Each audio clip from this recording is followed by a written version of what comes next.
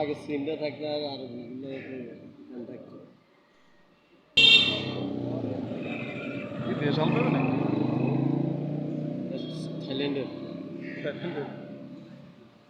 আগে সিমটা থাকলে আর আসলে কি থাইল্যান্ডের?